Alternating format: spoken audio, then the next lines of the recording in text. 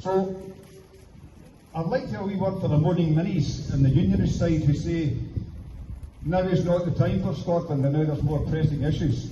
Well, the answer to that is that we can't solve these pressing issues. Poverty, the price of fuel, the price of electricity, the fact that our folk can't heat their homes. We can't solve that without independence.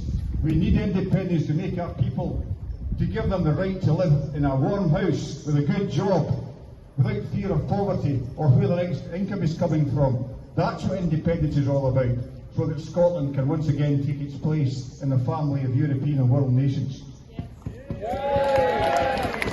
I think it was completely out of order how it was decided in an English court for Scotland's future. I think it was completely wrong. I think they made a massive mistake and a miscalculation. That's what I think about that. Well, it was expected, I think. It's exactly what we thought was going to happen, and so it's time to move on now and find another way out of this, off this sinking ship. I think the decision made by the English judges just indicts what we say. We have to be independent. We're controlled by down south. It just endorses the need for independence, straightforward. And there's no democracy in that decision.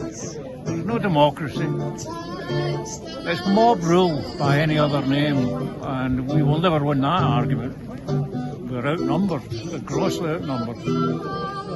I've spent half my life down in England, half of it up here, and I know where I want to stay, and that is Scotland.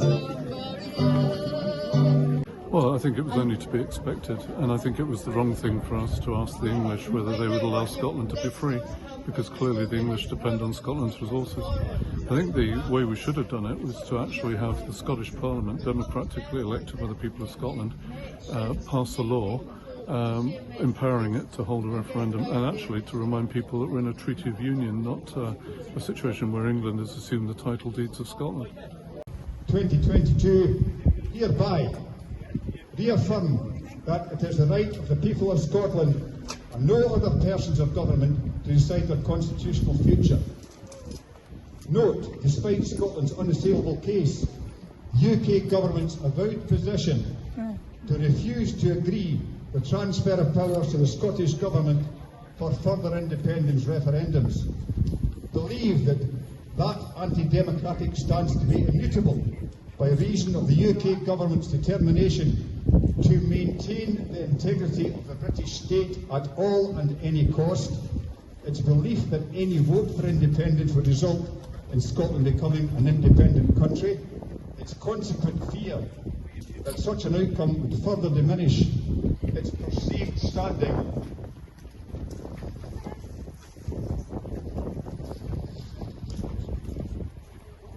and prestige amongst world institutions and governments, and that irrespective of its propaganda to the contrary, the UK government desires at all costs to retain control over Scotland's human, marine, mineral and renewable resources. It also believes, we tonight, the above notwithstanding, that the UK has no role in prescribing for the people of Scotland the government best suited to its needs. In making that assertion, we here tonight note the historic pledge of the Scottish Government in May 2021 that in accordance with the mandate for the people of Scotland, an independence referendum will be held within this parliamentary term, an option now denied to us by the Supreme Court in London. Therefore, we urge the Scottish Government to take Scotland's inalienable case to the European Union, the United Nations, the Global Court of International Opinion,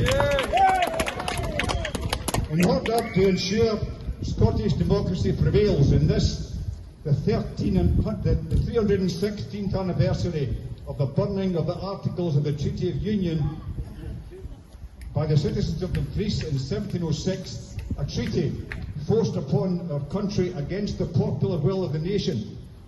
All this in recognition of the inviolable principle that power resides firstly and lastly with the people of Scotland and no one else. Thank you very much. I think that the Supreme Court, the UK Supreme Court, has really no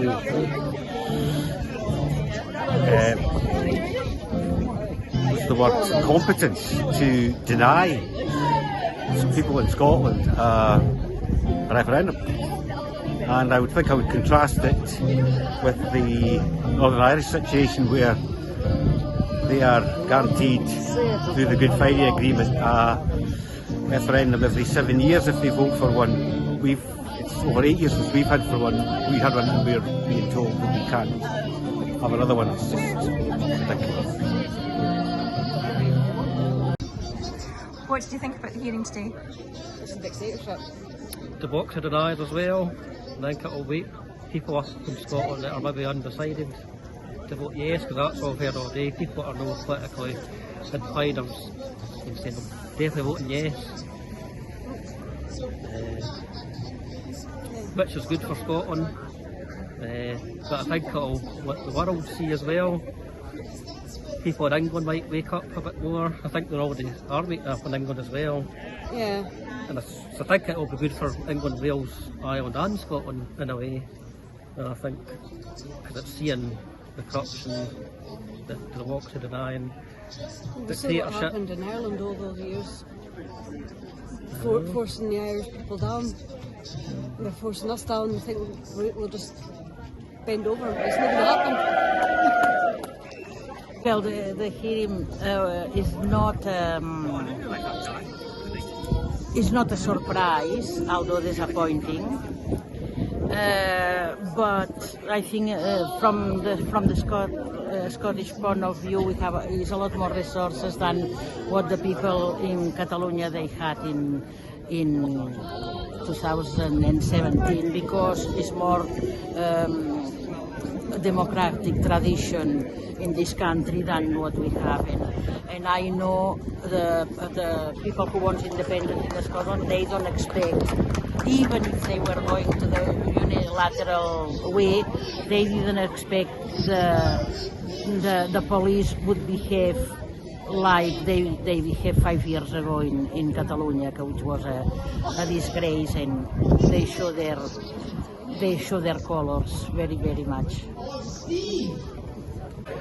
Disappointed, but I think it'll make us stronger, so it will, and I still believe we'll get independence, so I do, I still think it'll happen.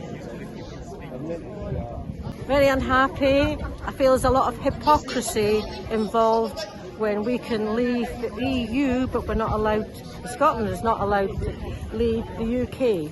We're supposed to be a mutual union, and it's not, obviously. So not a lot of democracy here, I have to say. Absolutely ridiculous. They basically tell Scotland that Scotland isn't an equal member of the Union, so bring it on, battles on, fights on. This is just going to intensify the fight for independence. I think today's just confirmed what most of us knew, that we're really treated like a colony. I've got a 16-year-old grandson, and I'd like to ask the question of how she really wants an independent Scotland. How does she democratically achieve that? What route can he take? And the UK government has just confirmed, and the highest law in the land has confirmed, he has no democratic route at the moment. He's just got to accept his lot. Nobody can call himself a Democrat and support and defend that situation. What happens from now on is very much in the hands of the people of Scotland. So hopefully we'll make the right decision and go for it. Before I die, hopefully. Well, so, okay, let's go back to Catalonia, 1st of October, all those years ago. I can't even mind how many years it is ago. Catalonia was prevented from holding a valid vote by a Spanish government, which we see as having been fairly right-wing. Well, it looks as if we have an even more right-wing government here in the UK now. And democracy must not be outlawed. The vote must happen. Scotland must have a chance to choose.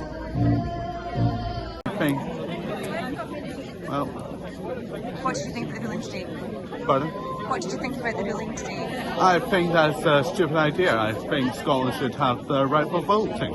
You know, I think Scotland should leave the UK, you know. Definitely, I think it's just idiotic.